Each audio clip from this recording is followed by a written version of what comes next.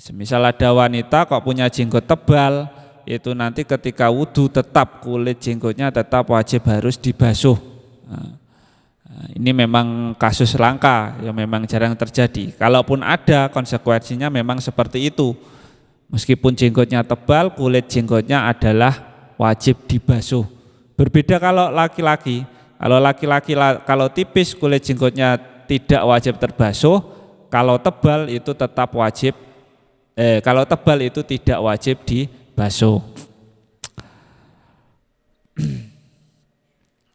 Wala budda lan wajib utawa ora kena ora ma ghuslil wajhi sartane basuh wajah apa min ghusli juz'in basuh bagian minar roksi kang tetep saking sirah warok batilan gulu wa malan anggota tahtahu kang tetep ing dalem ngesor-ngesore janggut.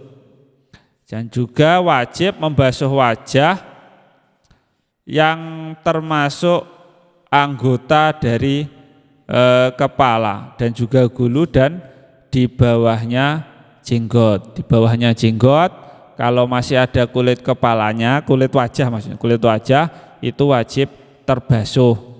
Jadi batasannya membasuh wajah adalah tempat tumbuhnya rambut, kalau dari bawah adalah kedua rahang, tempat tumbuhnya gigi sampai telinga, kalau dari arah lebarnya jadi dari telinga satu ke telinga yang satunya. Itu adalah batasan membasuh wajah. Semuanya itu harus terbasuh harus terbasuh air. Kalau tidak terkena air wajib dibasuh. Semisal pipinya kok belum terbasuh air, maka pipi tersebut harus dialiri air agar wudunya itu bisa sah. Dari setengah jam dari awal tadi itu penjelasan tentang wajibnya wudu. Yang pertama niat, yang kedua adalah membasuh wajah, dan juga pengertian wudu sendiri itu apa. Dari sini dulu, mungkin ada pertanyaan, monggo. Dari Mas siapa ini? Ayo monggo. Pertanyaan dari Mas, perkenal dulu. Assalamualaikum warahmatullahi wabarakatuh. Waalaikumsalam warahmatullahi wabarakatuh. Mas siapa? Perkenalkan, nama saya Sandi Nur Priyanto, berasal dari Batam. Dari Batam, Mas Sandi dari Batam. Kelas berapa? Kelas 11. Kelas 11, berarti kelas 2 ya?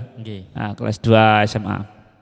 Ya, Mas Sandi dari Batam, silakan membuka pertanyaannya. Apa perbedaan antara rukun wudu dan sunnah wudu? Sunnah wudu dan rukun wudu. Nah, ada lagi ditambahkan itu dulu. Iya. Nah, jadi pertanyaan dari Mas Sandi dari Batam. Jadi ada yang namanya rukun, ada yang namanya syarat, ada yang namanya kesunahan.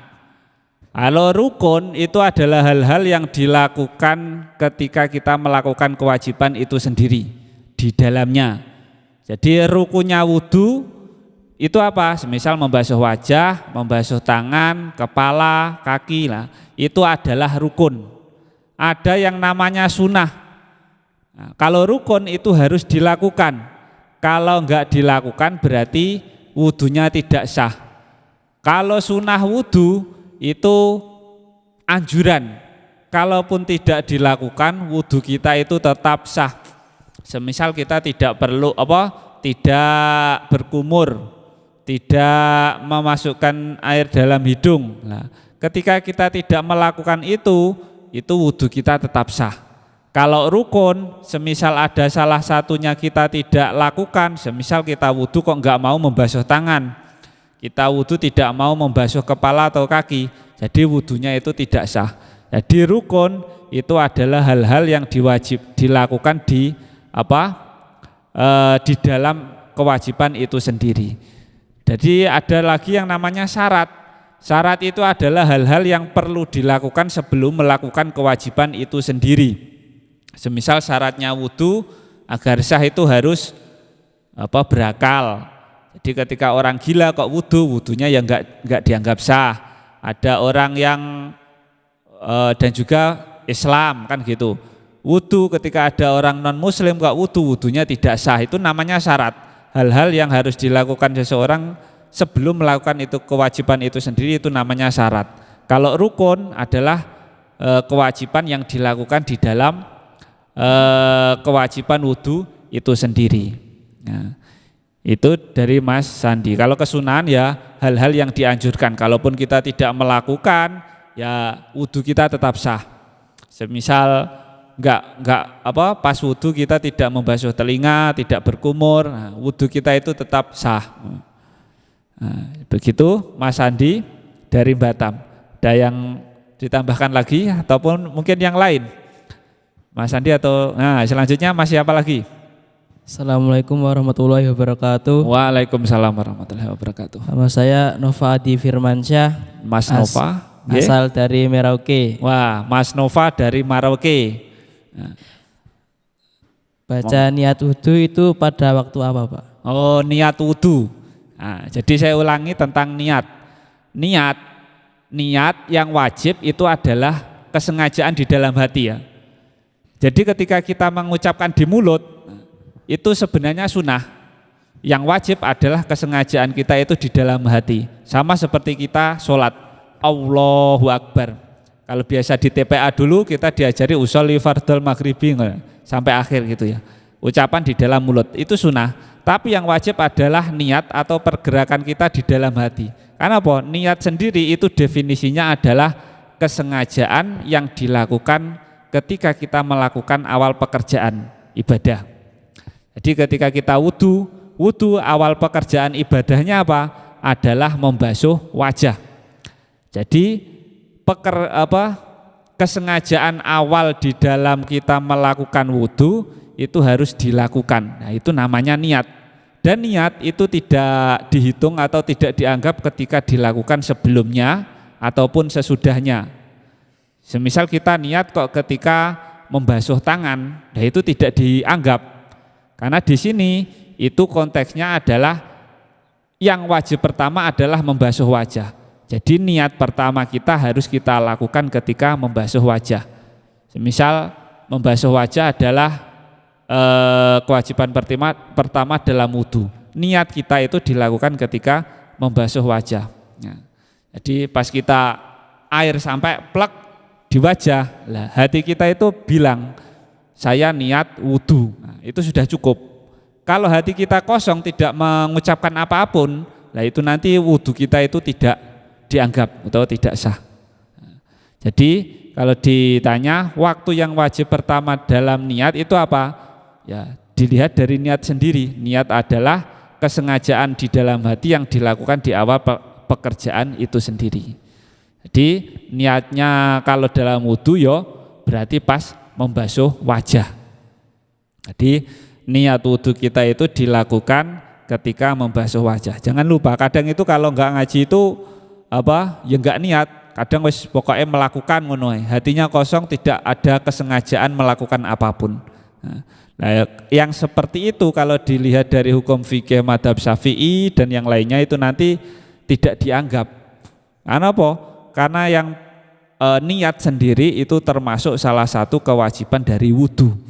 Jadi ketika kita membasuh wajah kok hatinya kosong, tidak melakukan kesengajaan apapun, nah, wudu kita nanti tidak dianggap. Lah tidak dianggap berarti tidak sah. Kalau tidak sah sholat kita nanti juga ikutnya tidak sah. Kalau dilihat dari mazhab Syafi'i dengan penjelasan dalam kitab Fathul Qorib di sini, ya, seperti itu ya. Jadi waktunya kita membasuh wajah, waktunya kita niat itu adalah ketika kita membasuh wajah, ketika kita dalam konteks berwudu. Paling minim itu ketika kita berwudu, pas membasuh wajah hatinya itu bilang saya niat wudu, pun itu cukup. Kalau lebih panjang lagi saya niat wudu menghilangkan hadas kecil fardhu lillahi ta'ala. Terserah sampean pakai bahasa Indonesia boleh, Arab, Jawa juga boleh. Niat ingsun wudu menghilangkan hadas cilik fardhu lillahi ta'ala, atau pakai bahasa Arab. Yang penting ada pergerakan di dalam hati, kesengajaan di dalam hati. Plek saya niat wudu lillahi ta'ala, itu sudah cukup. Jadi ketika air sampai pada wajah, pada saat itulah kita melakukan niat. Nah, ini dari Mas Nova dari Maroke, teman apa itu? Magang ya, teman magang. Ada yang dari Batam, ada yang dari Maroke. Adi Mas Sandi dari Batam. Sekarang pertanyaan dari Mas Nova tentang kapan niat itu sendiri. Ya, ketika wudhu niatnya adalah ketika air sampai terkena pada wajah di awal. Pun cukup? Nah, ditambahkan? Ada lagi? Mas? Assalamualaikum warahmatullahi wabarakatuh. Waalaikumsalam. Perkenalkan, nama saya Kolis, asal saya dari Blitar. Oh, Mas Kolis dari Blitar, teman magang juga ini. Monggo, Mas Kolis. Kalau saya di sini ada 2 pertanyaan. Ya, monggo. Yang pertama, apakah sah jika kita masuk kolam lalu niat berwudu? Ya. Lalu pertanyaan yang kedua, apakah hukum wudu dengan telanjang? Hukum wudhu dengan telanjang. Yang pertama, nah, jadi pertanyaan dari Mas Kolis dari Blitar, sama-sama teman magang ini. Jadi Mas Kolis, pertanyaan pertama, ketika kita masuk kolam atau kali ataupun laut gitu ya, apakah ketika kita masuk kolam langsung berniat wudhu kita itu nanti bisa sah? Nah, itu yang pertama. Jadi yang pertama dulu. Pertanyaan ketika kita masuk kolam langsung berwudhu, nah, itu gimana? Itu nanti konsekuensinya atau berhubungan dengan tertib itu sendiri. Wudhu itu nanti kan yang terakhir kewajibannya atau yang terakhir adalah harus tertib, harus urut. Ketika kita masuk kolam, apakah itu nanti bisa sudah mencukupi untuk tertib, kewajiban tertib itu sendiri? Apakah sudah dihitung urut? Nah, jadi sebenarnya ini banyak versi.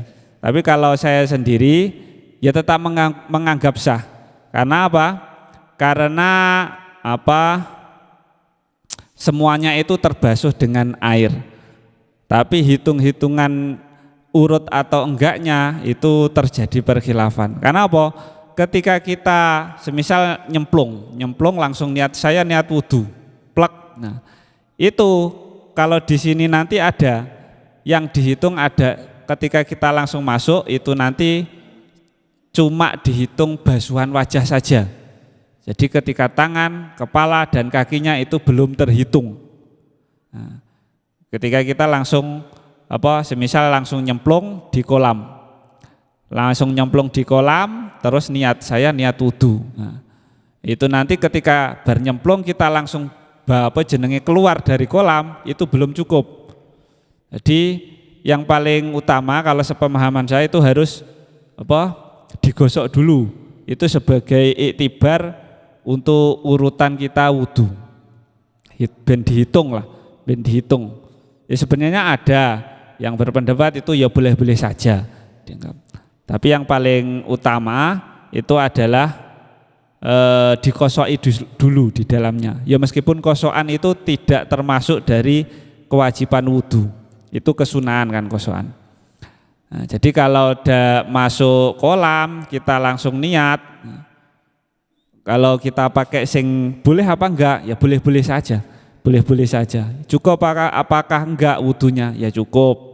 Tapi untuk menghindari ada ulama yang ketika kita itu nyemplung itu yang dihitung adalah basuhan wajah saja, karena tangan, kepala dan kaki itu dibasuh serentak bersama wajah, tapi ketika dilakukan serentak tersebut hitungan wajahnya hitungan yang lainnya itu tidak masuk. Bulat, saya ulangi. Jadi ketika kita itu kan sama saja toh, kita nyemplung di dalam kolam itu sama saja kita membasuh sekaligus, ya toh, membasuh sekaligus. Wajah iyo, kepala iyo, tangan iyo, kaki iyo. Nah, kalau sekaligus seperti itu yang dihitung cuma wajah saja, karena wajah adalah bagian pertama yang kewajiban wudhu. Nah, kalau yang dihitung pertama saja itu nanti kan tangan, kepala, kaki belum dihitung. Ya makanya kalau semisal kita wudhu pas nyemplung kolam, ya alangkah baiknya dikosoki dhisik. Nah, digosoki ya kaya apa itu isyarah untuk berwudu.